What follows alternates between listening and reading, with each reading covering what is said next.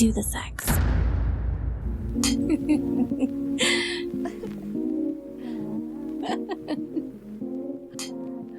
Today's locker room talk topic is Jazman Jafar, from attorney to top OnlyFans creator, an Iranian immigrant woman's story.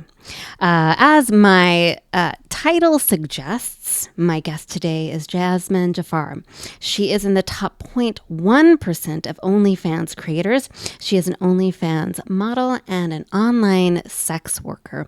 And I am super excited to talk to her today. I think this is a very timely podcast. I am really curious about her journey. She has an exciting, interesting, and empowering story to tell.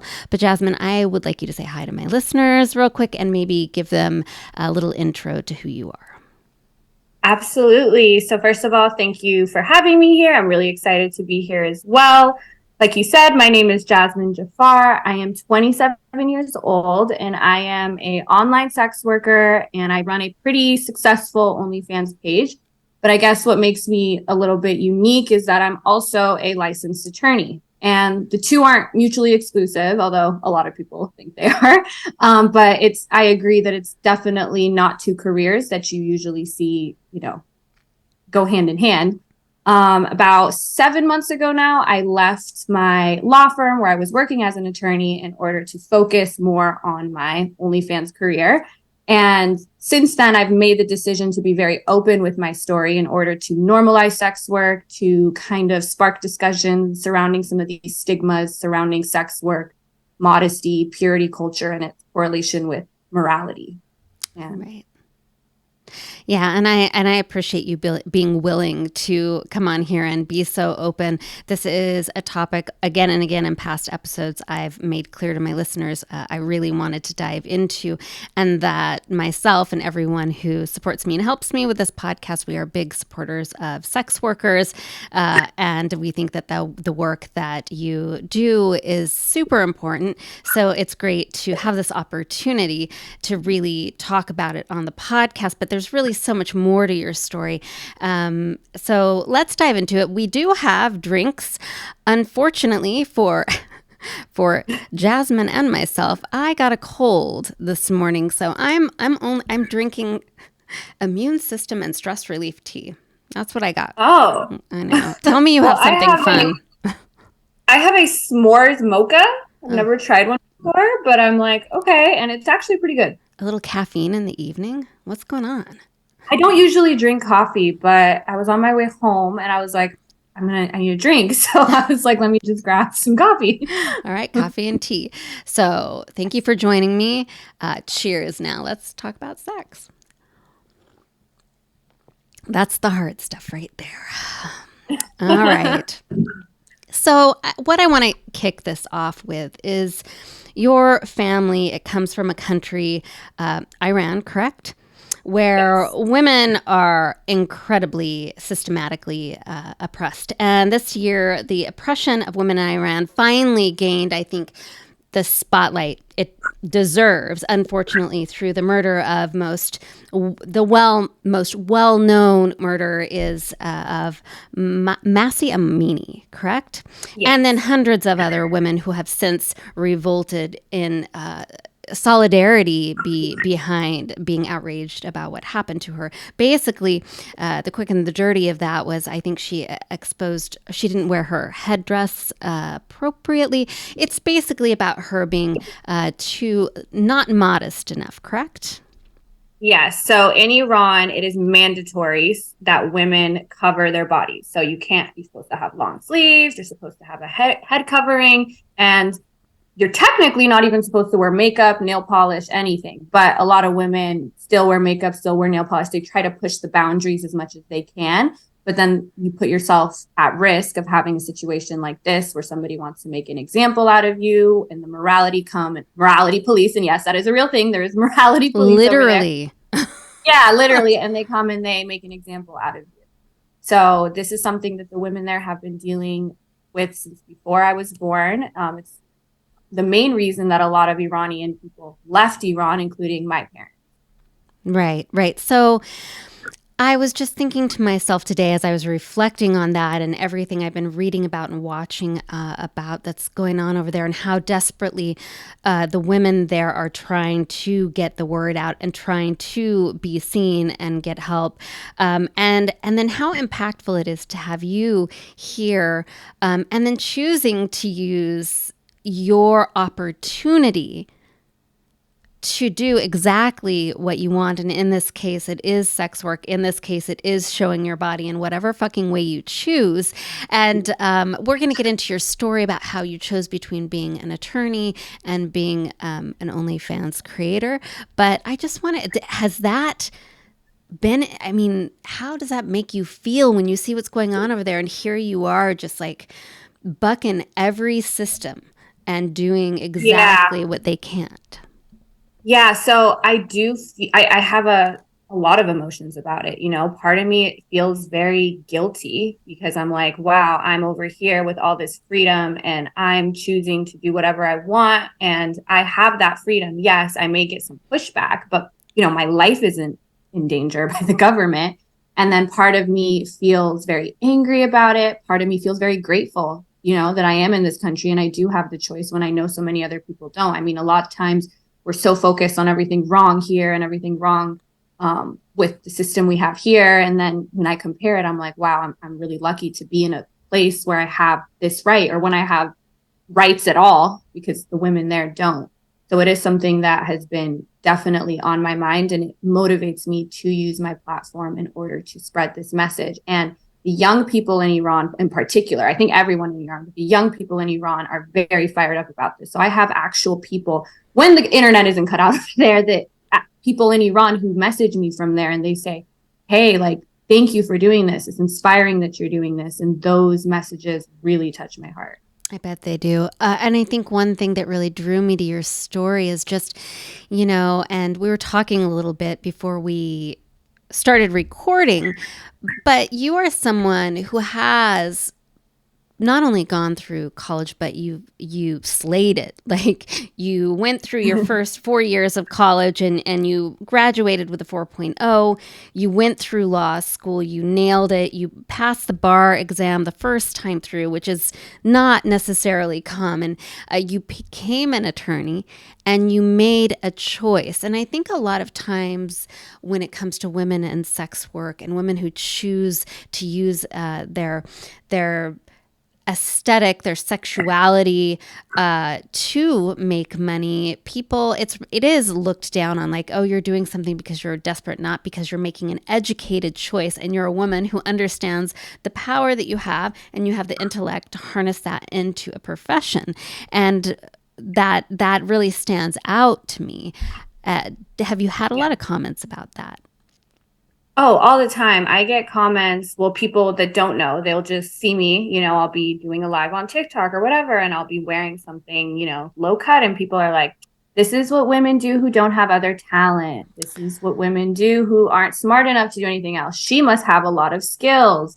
She, like, you know, they say these things. And then it's like, I come back with, well, I actually do, you know, I am a licensed attorney. As you said, I did graduate summa cum laude. I did get a full ride scholarship to a great law school. I did become an attorney, and I still want to do this.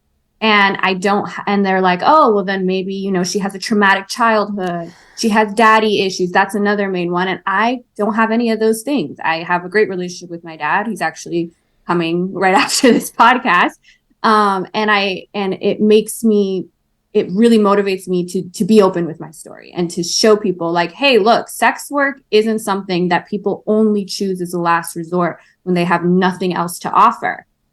It's literally a first resort for me. And by, I guess, standards around us, I have many other options available to me, and I have a lot to offer, and I still chose this. Right. So that brings me to, I want to talk about why you chose that. But and was there a pivotal moment? I mean, because you had become an attorney, you worked for a law firm, right? Can we talk a little bit about the lead up to that decision, and if there was a pivotal moment and why you made that decision? Absolutely. So I think I have to just go back a little bit and talk about kind of my upbringing. So I grew up in like we said, in immigrant household from Iran. And for those of you that aren't familiar with our culture, and I think there are a lot of other cultures that are similar to this, our parents kind of have like set careers for us. Like it's like doctor, lawyer, and engineer. And my mom's a lawyer, my dad's an engineer. It was like the stereotypical Persian family. And it's just kind of expected. I think for a lot of other people, it's kind of like expected. You go through elementary school, then you go to high school, and then you go maybe to college or maybe not. For us, it's like just the expectation. You go to high school, you go to college, and then you go to medical school or you go to law school or you go get a PhD. It's not like, in fact, I literally remember at my high school graduation and all the other parents were so proud. And I was like, aren't you guys proud? They're like, no, were you not going to graduate high school? To them, they were like, this is why would you will be proud of you when you graduate law school, because that's the end. And so I never really questioned it. And because school did come easy to me, I just thought, oh, this is, the way to do things. And I liked school. I was an intellectually curious person. I like learning. And so school and like that lifestyle, if you go to class and you take a test, that was all fine and dandy. But the closer I got to graduation, I just had this feeling like, oh, after this, like, this is what I'm going to do the rest of my life. Like, that's why I'm here. I'm here to then go to law, to then be a lawyer. And I know what that entailed. I know that I saw my mom live the lifestyle. My sister's a lawyer. I have so many lawyers in my family. And I knew it just wasn't for me. But I'm like, well, you're like almost done with law school. Like, what the fuck are you going to do? Just be like, I don't want to do this anymore. And I never thought about OnlyFans or anything, but then when I started it, kind of studying for the bar, I literally started it as like a joke. I never thought in a million years this would happen. And I started becoming successful at it. I realized it was literally the first thing I ever did for me. It was the first thing I had ever done because I wanted to do it. And I remember like the moment that I made this decision, I was sitting in my room and I was doing both at this time. I was leading like this double life, which was very interesting, but I was like a lawyer by day, sex worker by night. And I was like, what's holding me at this job? And it was really just that safety. Like, oh, I'm still a lawyer. I'm not disappointing anybody. I'm still have a prestigious job, et cetera, et cetera. And I was doing it because of other people's opinions. And I was like, okay, so I made a list of everything I had accomplished in my life for me and everything I had accomplished in my life because I just felt like that was the way to do things, or for my parents or for society. And I saw that literally one of the only things that I had accomplished for myself was growing a successful OnlyFans account or being a sex worker. And that was when I was like, okay, you need to stop living for other people and live for yourself. If you just took the opinions of everyone else out of your head, if you just took the stigma and all that comes with it out of your head, if you took out the idea that people only are in sex work because they have no other options, what would you choose? And I decided to trust myself. And, people thought I was crazy. People probably still think I'm crazy. And I was like, but I knew in my heart that it was right. There's one other moment is when actually my parents found out, and my dad, which I'm very close to, he told me on the phone and he said, and I was not only very close with my family, but I was very dependent on them. They had financially supported me up to this point. And I was also very emotionally attached to them. And he said, look, if you stop this, he's like, I'm really disappointed in you, blah, blah, blah. And he's like, but it's fine. If you stop this right now and you just never do it again, you like donate all the money to charity, whatever, then it's okay. And then just go back to your normal life. The second he said that, my entire body just starts like, it internally was like, no. It was just like, no. Like, and I never had that kind of reaction to something my parents told me. It was always like, yeah, okay, that's what I'm supposed to do. But it was in that moment that I knew, like the second I pictured I was like, this is my one way out. I gave myself this way out for the first time I did this, and I'm not giving it up, and I'm not going to go back, and I'm going to do what I want. I'm not going to do what you want. And I never went back from there. Okay. So I'm going to back up. How did you get introduced to OnlyFans? You just saw other people doing it and you're like, hey, maybe I'll give this a shot? So, OnlyFans kind of blew up in the height of the pandemic, like 2020. And in 2020, I was still in law school and I saw it and I was like, this is really cool. Like women are making like great money on this, but I never thought and I didn't have any social media. Like I didn't have an Instagram. I didn't have like any digital footprint prior to this. And now this is, Wow. So it was like, yeah, I know it's really weird. And people are always surprised by that. So that's why when I get the comments, like, she just wants attention. I'm like, don't you think maybe I would have wanted attention? Like even if like 5 years ago when I was like in college, I have huge tits. Like I didn't have any social media back then. And I was like, this is really cool, but it just seemed like so far away. Like it seemed like I don't even know how to start this. And then one of my friends started it, and I was like, oh, that's really cool. She's like, oh, but you have to go through this verification process. Well, I was like, okay, this is going to be hard. And then I was also worried because, you have to pay taxes on that. And my parents were still claiming me at that point I was like, oh my God, they're going to find out. And I was like, okay, like, no. And then in 2021 is when I was like studying for the bar, and I had a couple other friends that started it. And I was like, okay, I'm just going to create an account, get verified, and then it was just baby steps. Okay, I'm just going to post a couple pictures up on Reddit where I did most of my promoting. And then it was like, oh, okay, I'm making some money. Okay. And then I just kept building and building on it from there. It wasn't like I dove in head first and was like, okay, fuck law, I'm going to do this. Right, right. So it was just the small steps. Now on OnlyFans, I'm going to be honest. I'm not super familiar with it. I don't know what all takes. You post photos, you post videos, and are they all? They're all sex based. So one of the great things about OnlyFans and what I think separates it from some of the other websites that I think host this kind of content is, number one, you own all your content, and two, you have complete control over what you post. So there are people that have OnlyFans accounts for like cooking stuff that aren't explicit at all. But I think what it's known for, and the majority of people do post like nudes, some people post full on like sex tapes. You can kind of post anything you want within their guidelines. And again, with another thing about them that separates them from a lot of these other places like Pornhub is everybody's verified. If anybody else comes on there, they have to be over 18. They have to sign a consent form. I think it's a very safe platform and a very safe way to consume this kind of content. And that's interesting. Yeah. So like if I want to bring somebody on, which I'm actually going through this process right now, I have to get their ID. I have to get them to sign a consent form. They have to hold up their ID. They have to hold up their consent form. The consent form has like how long you want your content to be on this person's page. Like there's a whole process that is involved in making sure that everybody on the platform wants to be there and consents to being there. And you have complete control over what you post. And if I want to delete everything tomorrow, I can. And it may be leaked in other places, but it's still copyrighted material. I have avenues to take the content down. So I really like that aspect. And because you're a fucking lawyer, you can. Yeah. And I actually have some stories where that has come in handy. I love that. That's hilarious. All right. So you start tiptoeing into it. You have this moment with your dad. How did you tell your parents? Was it like you invited them over for dinner and then...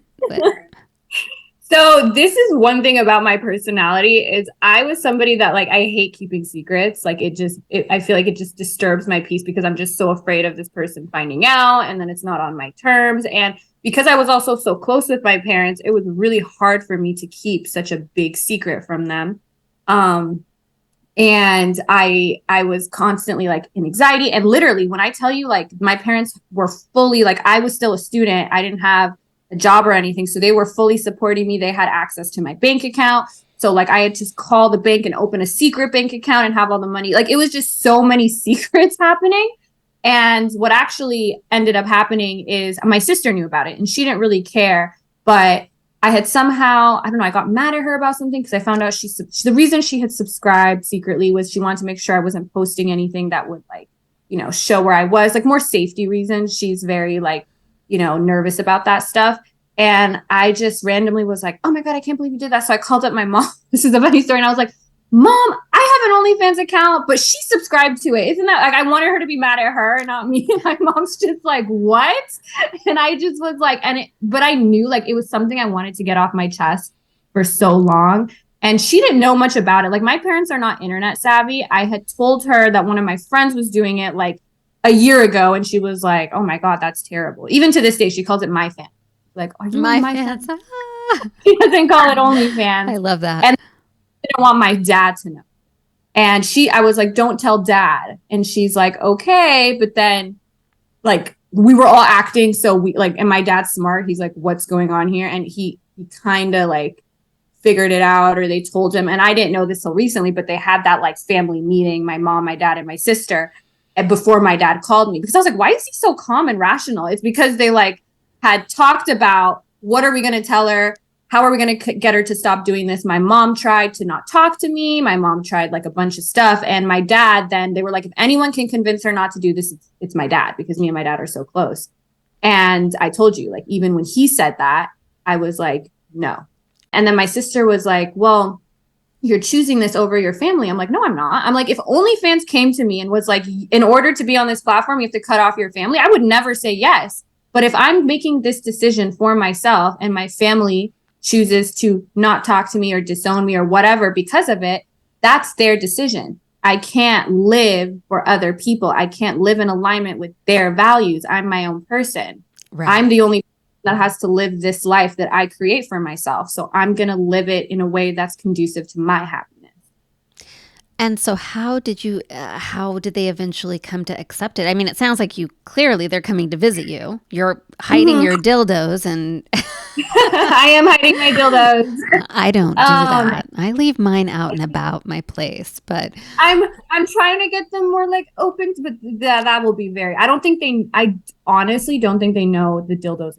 Like, they are from, like we said, a culture where sex is not something that's talked about openly. Like, right. My mom, first kiss was with my dad. But what happened was, they stopped talking to me for a little bit, and they were trying different ways. Like I said, I was completely financially dependent on them. So they tried to cut that first. And I was like, well, now I'm making a bunch of money, so that's not going to work. They tried to do all these different things to try to get me to stop. And I think eventually they realized that it wasn't going to happen.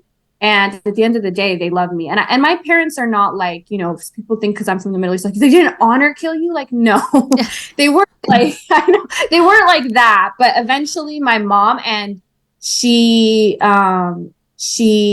just texted me one time about something random, and I didn't answer because I decided that I'm going to set boundaries, and you are not going to pretend like nothing happened. And then she called me again and again. She told me, she's like, look, I love you no matter what. I don't agree with this decision, but you're my daughter and I still love you. I just don't want to know about it. So that happened first. And then my dad was still not talking to me. But then when I got because they knew after I took the bar, but before I started my job at my law firm. So when I started the job at the law firm, they both texted me like, we're so proud of you. Now you don't have to do that like, you got this job. Like, we're so happy for you. They thought that now I'm not going to do OnlyFans.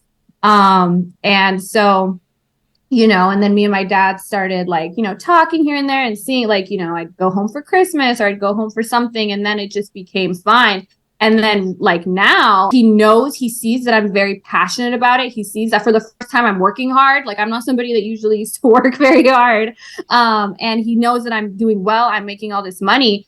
Like, I think they just realized okay, she's going to do what she wants. And I wouldn't have gotten to that point if I didn't let shit explode, if I lived in that fear. So something I tell other people, and obviously every situation is different. Every set of parents is different. I don't want anybody to be putting themselves in especially jeopardy or anything like that. But sometimes you just have to let shit explode. Yeah. And then fall and things are going to be okay. Yeah. Yeah. Sometimes you've got to sit in that fear, and sometimes the worst, you imagine the worst, and what happens is better than the worst. But if it's not, then getting through it, because you can't let your fear of what's possible stop you from doing what you want to do. What I want to know now is, how long were you doing both your job as an attorney and OnlyFans? And then what was the catalyst to dropping the job as an attorney? So I was doing both for 9 months. And I was living this kind of double life, like I said. And so there was a multitude of things. One was if my firm found out about this, they would fire me. And I knew that this whole time. So I was just okay, I have this job. And I did almost feel, because they were putting all this training into me, and I loved everybody at my firm. They were really, really nice people. And I'm still in contact with them. It's not they hate me now. But there was that aspect of it that I was okay, how hard do I want to work in a job where if they find this out, they're going to fire me anyway. Number two is it was really hard to do both. I was literally losing money because I wasn't able to focus on this. I was making way more doing this than I was doing that. And when people were like, okay, what are you going to do in 10 years? the first thing I would think of is, I hope not this. Like, I hope I'm not sitting in an office in 10 years. I hope I'm not, working in some corporate traditional. I hope I'm not still here trying to figure out how to meet my billable requirements. Like, where that lawyer job was leading was not somewhere I actually wanted to be. The only place it was leading was to that security, safety, perception of others. Like, I was in it for fear. I was in it out of fear. Like, okay, I'm still a lawyer and it's like something to fall back on, but it's not what I really wanted. And I was like, you know what? I'm going to be okay, because the confidence I got from making that decision, the confidence I got from trusting myself and taking a risk that so many other people wouldn't take. Now people are like, well, what are you going to do in 10 years? I'm like, I could do anything now. Before, I thought I could only be a lawyer. And it's so crazy, because when I had a very stable, perfect future ahead of me, I hated the thought of the future. Like, I was just like, oh my God, my life's going to be miserable. Now that the future's full of uncertainty, I don't know what's going to happen, I'm so excited, because I know that it's completely in my hands. I can start a business. I can advocate for sex work for the rest of my life, and I can do anything I set my mind to. And that's something people used to tell me all the time, but I didn't believe it until I did this. Now I'm like, oh yeah, I can do anything I want. Resonates. When I started my podcast, I was super afraid at first. I was like, because I was a writer before, freelance writer and marketer before. I was like, oh, will anybody ever hire me again when I start talking about like semen facials and like blowjobs, all of this shit. Like, once it's out there, it's out there. But I think that what you're saying is so powerful. What I think, especially women, because I think especially women, we've watched with having a president who openly talked about grabbing people's pussy, and he was still fine. But women do it, you became a lawyer, you chose to do OnlyFans, and the first thing people think is like, well, you could never be a lawyer again. Well, how the fuck does that line up? But, I also had that same fear, and I was like, fuck it. I'm going to do what I want. I was like, I don't want that. The jobs that wouldn't hire me because I do this are not jobs that I want. Exactly. That's the first thing I thought of. I was like, if I wanted to be in this climb the corporate ladder and become partner of a firm, why would I want to leave my job right now? Like, right. So it's not what I want. Yeah. And I think there is just this empowerment when you step away from the direction that everyone else has been force feeding you as the best direction, and you follow your own instinct, and you find success, as you obviously have, and then you're like, oh, I can do whatever the fuck I want and make it work, right? Yeah, it's 2022. Look around you. The people that everybody likes, the people that are successful, are people who are doing things differently, especially with the internet. People, all the things that our parents used to tell us aren't going to make you, like video games. You know how much money people are making off playing video games online? Like, there's no right path. Do whatever the fuck you want. Don't listen to other people's opinions. Everyone else's opinion is bullshit. Trust yourself. Do something that you love and go for it. That's my motto. Yeah. Yeah. So when we come back, we are going to talk to Jazman more a little bit about like how she ended up making so much money. I also want to spend a little bit of time talking about the backlash you've gotten, if you have, what that's looked like, how you're dealing with it, and then maybe round it up with some tips for other women out there who might be wanting to do the same thing but not know how to do it and be successful, and or maybe in that fear space. So after this short message, we will be back.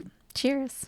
At the beginning of the year, I embarked on the 365 Days of Orgasms Challenge, and Fun Factory toys like the Lady Bi, a dual motor vibrator that hits my clit and G-spot simultaneously, have been making my orgasms faster, stronger, and way more fun. Here's the good news.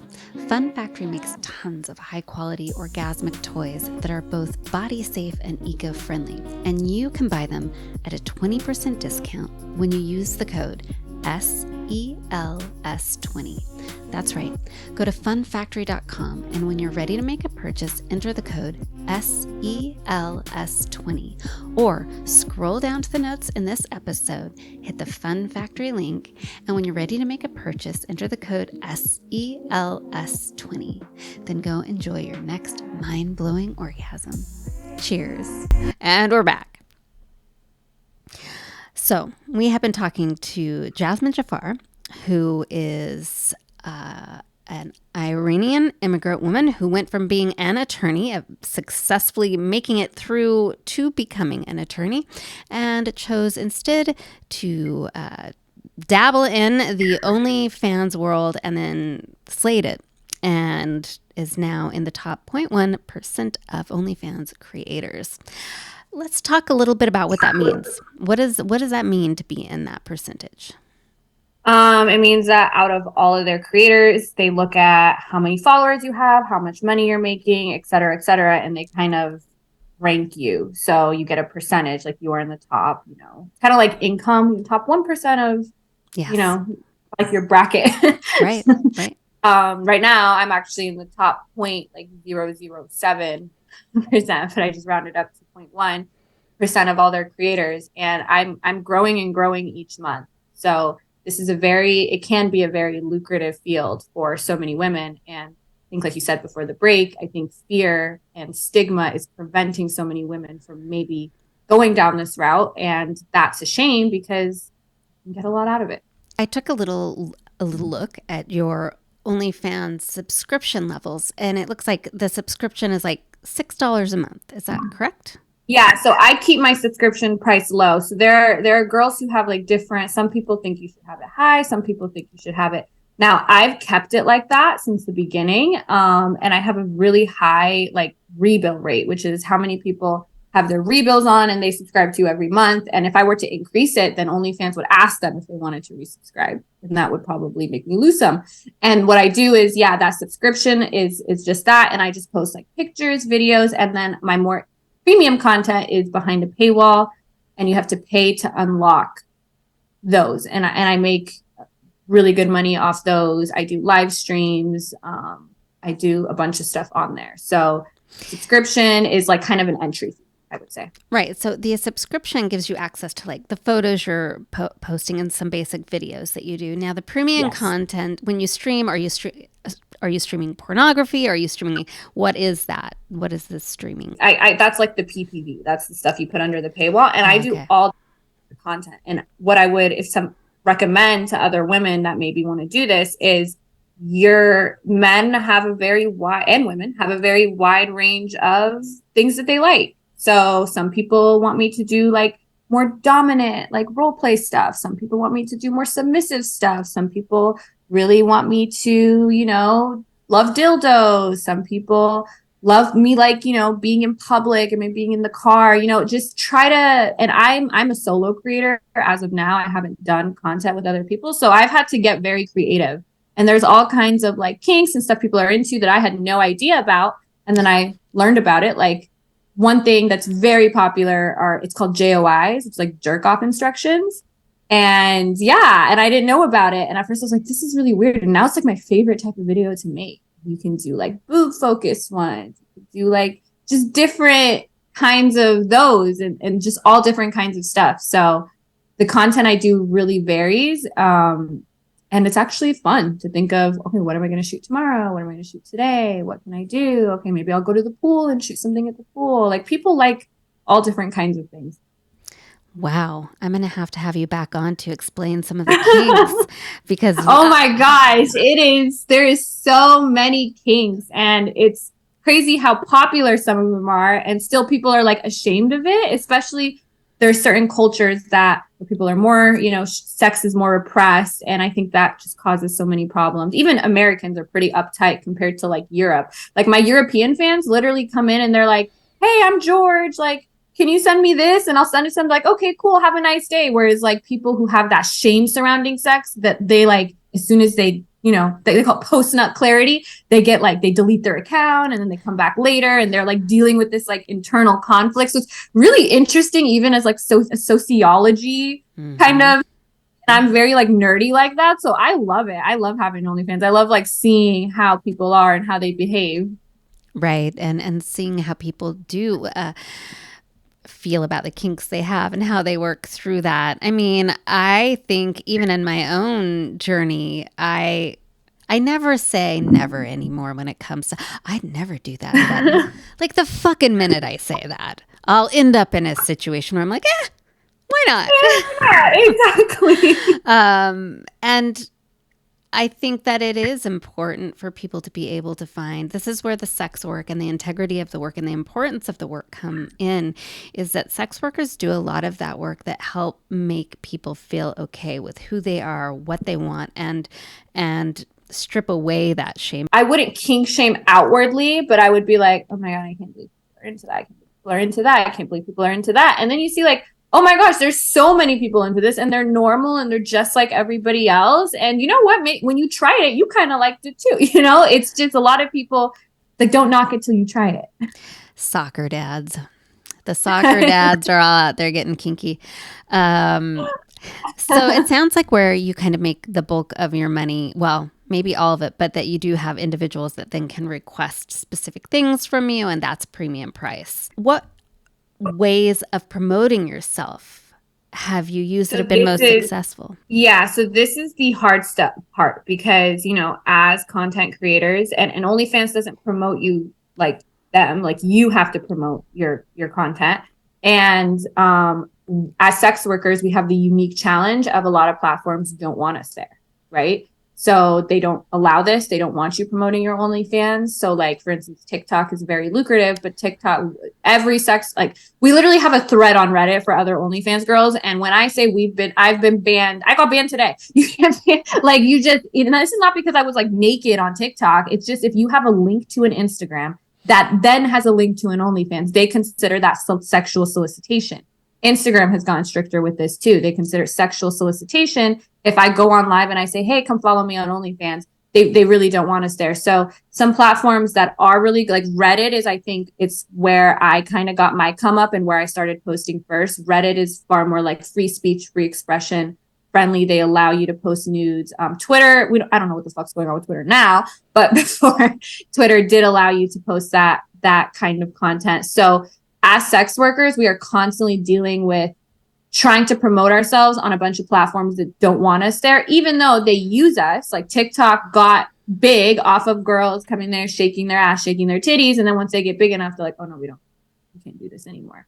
And banks, the Apple, these are people that, so like when OnlyFans was there was a time, I don't know if you heard, where they were trying to ban explicit content. That was because of pressure from banks. Like, you know, MasterCard was threatening not to work with them. When Tumblr used to be, and this was before I was even kind of into the internet, that used to be a big place for explicit content. They banned explicit content, and I used to think the same thing. I used to think it was Tumblr. No, it's because Apple said they're going to take them off the App Store, which would essentially it would kill their business anyway. So that's been very difficult, but you do use Reddit, TikTok, Instagram, Twitch. Some of the girls on Twitch are killing it on OnlyFans. You just use the same platforms everybody else uses, and you just kind of have to work around the rules. And what about YouTube? YouTube too. So I actually just started a YouTube channel not long ago, and that can be a really great place, not only to promote my OnlyFans stuff, but I mostly started it because I wanted to talk about this stuff. And I subscribed today. Oh yeah, I have a video coming out soon that I'm really excited about. So YouTube is really new to me. It's definitely different. I'm comfortable on live streams or when someone else is there, but like when I'm just talking to a camera, I'm like, oh, this is different. So give me some time to adjust to things, and then I'll be killing it in the YouTube game, hopefully. Yeah, I'm, listeners, I keep promoting. I'm working on building my YouTube channel. One of the reasons why is I'm so frustrated with places like TikTok that, I can't talk about anything over there. Anything. Yeah, but the horrible fucking people can. The racists can say shit. Fucking misogynists can. TikTok's content moderation system is terrible. And then they rely on either AI or like reports. So they're like, for women, just being a woman that does what I do, you're going to have a lot of people hate you and be angry at you. A lot of men in particular be angry at you. And if I get enough reports, they just ban me without even knowing why. Like I've literally, because I've been on live and there are a bunch of people telling me to take off my clothes. And I'm like, I'm not going to take off my clothes. Like, well, then we'll report you. And I'm like, and then meanwhile, TikTok's like, we're trying to keep a safe community. I'm like, this is how you keep a safe community, by letting the trolls run the community. Like, I've seen that YouTube is switching it up and looking to compete, and definitely, and I'm like excited about it because I think YouTube with the shorts. And Instagram is too. Instagram, as of recently, like we all use our TikToks as reels on Instagram, and Instagram's rules are a lot more, you at least know what they are. TikTok is, who knows what they're doing. And so I hope that YouTube and Instagram, I know TikTok seems like it's just growing bigger and bigger and bigger, but if we can get some of these other platforms, because the thing with TikTok is it's the most lucrative because you can grow like you can go viral really quickly. Like my biggest platform where I'm very successful, my most successful platform is Reddit, but that's like slow and steady increase. And now I have a pretty strong, like, I know I'm going to get a certain influx of subscribers every time I post on Reddit, but it doesn't have the ability that TikTok has where like you can like shoot up. Like there are days where I've made like 10 grand off one day on TikTok. Wow. It's crazy money. Yeah. And then you'll be banned and then you'll be back to zero. So a lot of sex workers who rely on TikTok, they deal, like I have a lot of friends that they will be like, oh my God, I'm doing so great on TikTok. Then TikTok will take it all away. Reddit, on the other hand, and other platforms don't give you that surge right away, but they're more steady. So different platforms are very different. And I think one way to be successful as doing what I do is you just have to know and you have to diversify. And then if something goes wrong here, you have your other platforms to fall back on, et cetera. Right. So when you say that then TikTok takes it all away, does that mean, when you say you surge, does that mean just the influx of people subscribing to your OnlyFans through TikTok? Yeah. So I'll like get on live. People will find me. People will be like, oh my God, she's sexy, whatever. And then they subscribe to you. But then TikTok will ban you from going live. They'll ban your account. Sometimes they device ban. So, I mean, this is like sex worker 101 that we all have multiple phones, because we have to get a new phone every few times we get banned because TikTok will ban your device. And it's worth it because it's like, okay, I'm paying this much for a new phone, but I'm going to get this much in subscribers using that phone to go on TikTok. So we make jokes about how TikTok is our abusive boss. Like our abusive, like it really is. Like you would think like, oh, I don't have a boss now, but TikTok is it's like, it's just enough. We make like, it's like so terrible to us, but it's like gives us enough of a return on it that just enough that we're willing to go through it. And it's just like I got used to it. At first, these bans used to just like devastate me. And now I'm like, oh, okay. Just start a new one. Right. All right. So now let's talk about backlash. Have you had backlash and what does that look like? I have had a lot of backlash.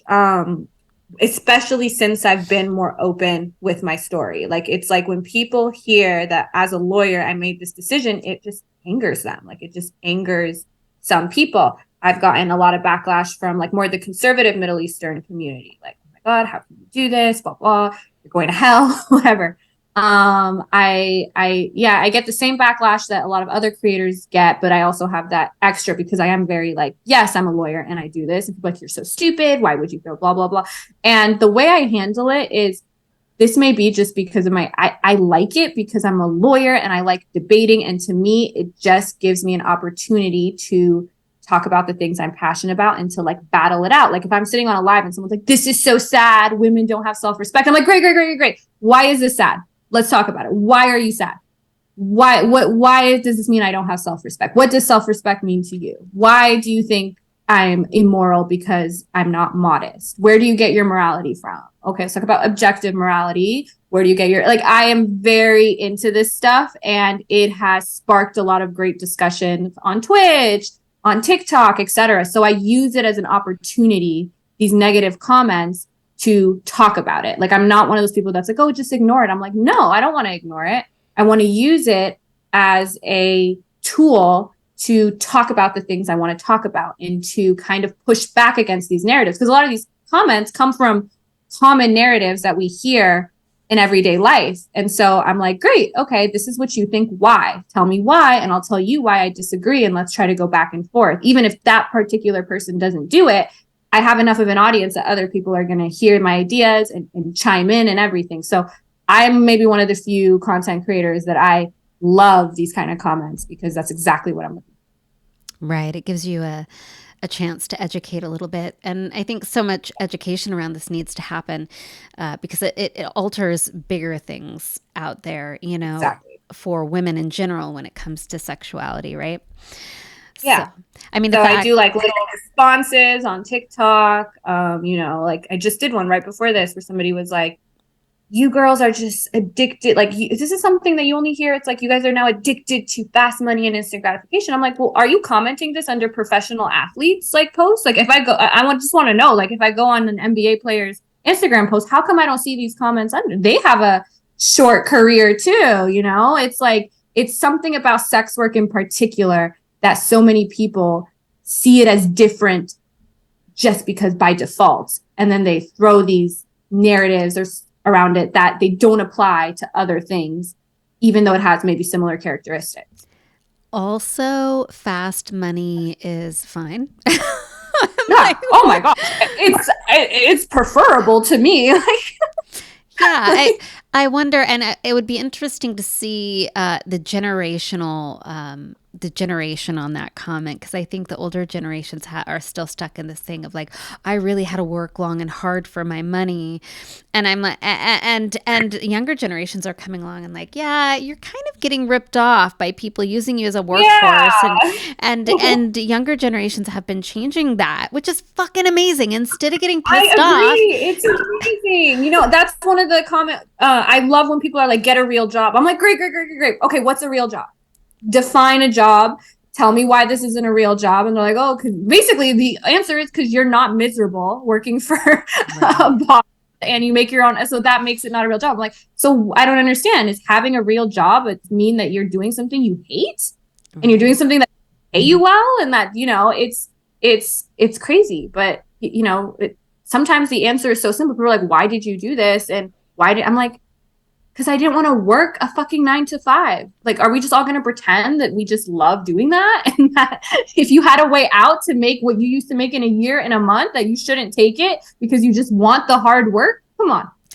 well, and it sounds to me like you like what you do. Like it allows creativity, and you're comfortable with your sexuality and your body, and you have, what it takes. And I was watching one of your videos, and I loved that you said that there's a place for all sorts of different women and men and different bodies. This isn't just something that is, oh, it's just because I look a certain way. You're like, anybody has access to this because there is somebody out there that wants what you got, right? Exactly. That was one of the things that really surprised me, because I was one of those people before I got in that thought like, oh, you have to look a certain way. And then Reddit was actually, I told you where I started. And I started seeing Reddit threads, chubby, stretch mark, like brunette, redhead, small boobs, big boobs, tall, skinny, etc. And that's people are like, why do people pay? Why is OnlyFans popular? Porn is free. I'm like, because people want to see normal people. People want to see the OnlyFans wouldn't be what it is if people didn't want to see the girl next door that doesn't have the porn star body, or there's women in there. Like one of my best friends who's doing this is like way older, and I mean, she doesn't look. There's people are like, oh my God, you're going to be done at 32. I'm like, no, I'm not. I'm curious, do you get more negative comments from men or women? Men, but only because most of my content, like the algorithm, goes towards men. Women, the women that it goes to are usually women in this industry, so they are fairly positive. And I think with men, we're having this growing problem with a lot of men being angry in general. We have like the manosphere. I don't know how much you know about like manosphere and the incel kind of world, and like the stuff that they're really pushing. And like with the rise of figures like Andrew Tate and these kind of people, they're getting this like big, angry, lonely male audience, and their number one kind of target for hate is women like us. Mm-hmm. I think that for sure is like, for instance, on Twitch, the words that are banned, like you can't use the word incel. You can't insult people and call them incels. You can't, but you can say whore, you can say slut, you can't say virgin, incel, or simp. Those are the 3 words you can't say. All derogatory terms for men, but no derogatory terms against women. Those are all allowed. It's crazy because there's such a big base there, and they like get together and they're like, yeah, society's going down the drain, because their idea is that what this has done is this has allowed women all these options, and women are all going for the top percentages of men, and they're all being promiscuous, and that's leaving, I guess, a percentage of men with nothing. And that's kind of where this is being fueled from. Oh God, it makes me so fucking angry. It's a whole different topic, so I'm not going to allow myself to go down the rage path that is inside of me right now. Oh, and you know what's funny is those same you don't know how many times I get a comment, and then I'll just randomly open my OnlyFans account, and it's the same username. Subscribe to your OnlyFans. You have no idea how often those people that make those comments are in my DMs, saying completely different stuff, right? And they shame other men. That's the part that bothers me the most, is somebody will give me a compliment. Oh my God. And you know how many comments they'll get under? Simp, you're a simp, you're supporting these women, you're not an alpha male. Like, it's just. Oh God, the whole alpha male. Anyways, again, I could really rage on this one, but I've been pretty surprised with my podcasts so far. I have been shocked at how many men I have that are reaching out, that like are genuinely wanting to like understand. Well, and I address a lot of talk about how to have sex and how women want to have sex and how to get us off, because I'm all about getting more orgasms for my body. Yeah. And I've been lucky enough at this point to have a good listener base of all genders, but when it comes to men who seem to be very concerned about showing up in the right way for women. But it's funny, yeah, you go over to the social media, that's when I get hit with some of the incels. Fuck you, motherfuckers, by the way. Come at me, you fucking pathetic pieces of shit. I know. I kind of divide, like, if there's a point, like, if someone just, like, those are the comments I like, but if I can tell this person is just very sad, I'm just like, better me than that. I mean, better them than me. Right. I wouldn't want to be them. Their lives are, they got the short end of the stick in at least one way, if not a multitude of ways, and I didn't. So sucks for you. Oh, that's a great. You're so much nicer than me. Instead of listening to Andrew Tate tell you how to get laid, listen to us. Listen to us. God damn it. Yeah. Help you get laid. I promise you, Jordan Peterson is not going to help you get laid. Listen to us. I'm like, if you want to know how to fuck a woman, listen to women. We'll tell you how to fuck us. Exactly. We'll tell you what to do, and try. If you pound your chest and say you're an alpha male, it really doesn't do anything for us. Nobody is coming to that. Nobody. Yeah. No. Oh, so we do need to wrap. I could go on and on talking to you. It's so fun. Okay. I have so many questions. But final question before we wrap it up, and then I want to make sure everybody knows where to find you. Also, if you guys go over to YouTube, I will be posting this there, and I will have Jazman's handles all over that throughout the video, so that you can follow her, and you're definitely going to want to follow her. She's a fun creator. I've checked out her stuff. I studied her. So, and I highly recommend her. I don't think you'll be disappointed at all. But I want to know, how has this affected your sex life, your relationship life? Like, do you have a relationship? What does that look like? I am pretty single right now, because I will say, like, before, when I was like in law school and I had this fear about the future, I used to like use men as like I used to cling on to them as like an outlet, because I didn't want to face the world. Now I'm like, I got shit to do. Like, I sometimes got to put on my to-do list to like text back this guy or text back that guy. But I think it has made me more confident. And, there's also another misconception that I think a lot of these incel type men tell themselves to feel better is, who's going to want to date a girl like that? Every single man. I've literally, nobody has not wanted to talk to me or date me because I have an OnlyFans. Not one.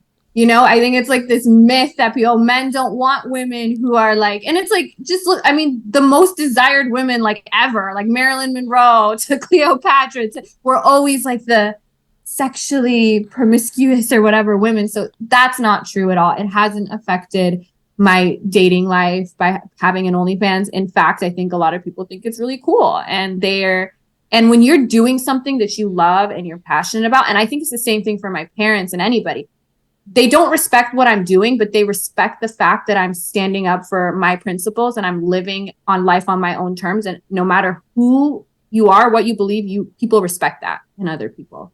And I definitely that with everybody. Like, oh, she really is going to do what she wants. And that to me is real self-respect. Real self-respect is living in alignment with your morals, having integrity, standing up for yourself, and not letting other people dictate your life for you. And that's attractive in everybody.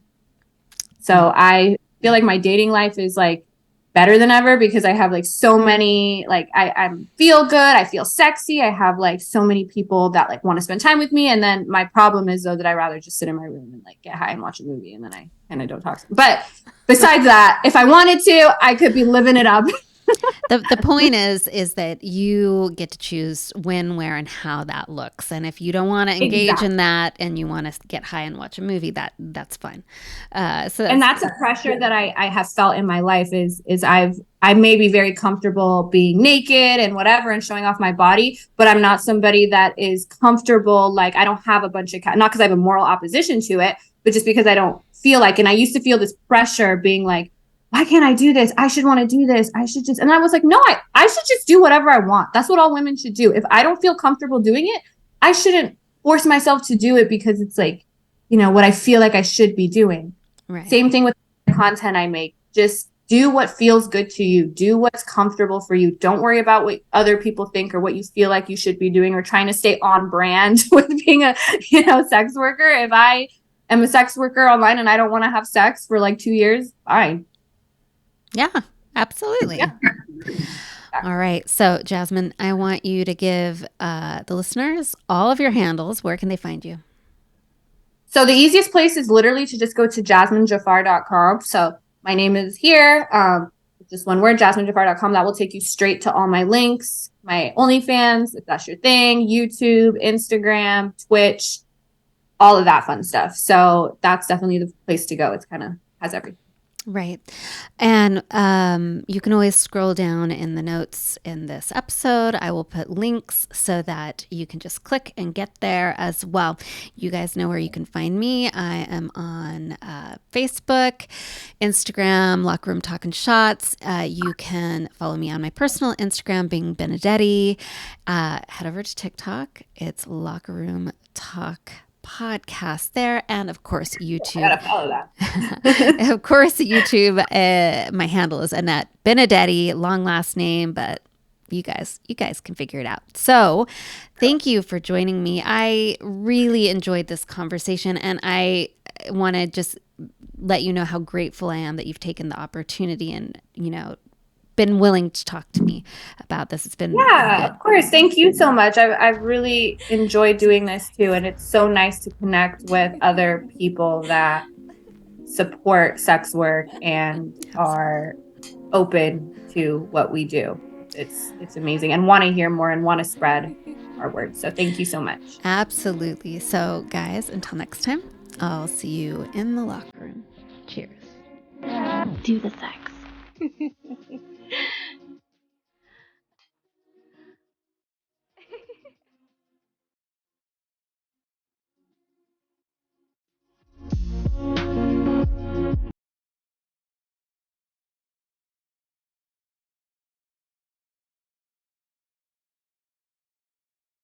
Ring loop.